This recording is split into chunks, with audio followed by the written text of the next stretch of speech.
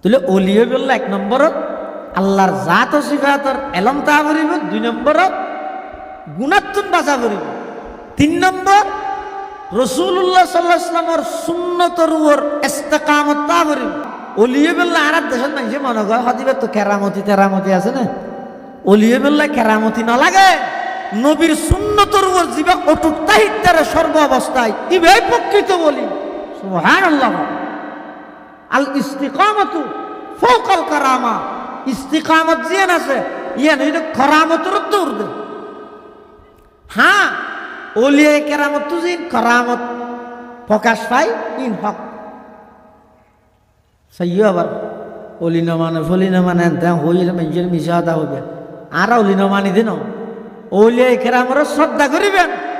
ওলিয়ে কেরামর নাম মান লই শেষ যোগ্য রহমতুল্লাহ আলাই এল্লা শব্দ হইবেন, ইজ্জতর শব্দ। ওলিয়ে কেরামর জিয়ারত করিবেন, ওলিয়ে কেরামর জীবনী স্টাডি করি অধ্যয়ন করি। ইতারা যেভাবে দুনিয়ায় আল্লাহর হুকুম নবীর তরিকায় মানিয়ে আল্লাহর ওলি হইয়ে, তুই ইতারার এই আল্লাহর হুকুম নবীর তরিকায় মানানোর আদর্শ ইয়ান ধারণ করিবে। ইন গড়ে যারা ওলি মানে তারা 2 নম্বর জিয়ারত করিবে, 3 নম্বর ইতারার নাম্মান উসিলে দিয়ে আল্লাহর কাছে চাইলেও দোয়া করলেও আল্লাহ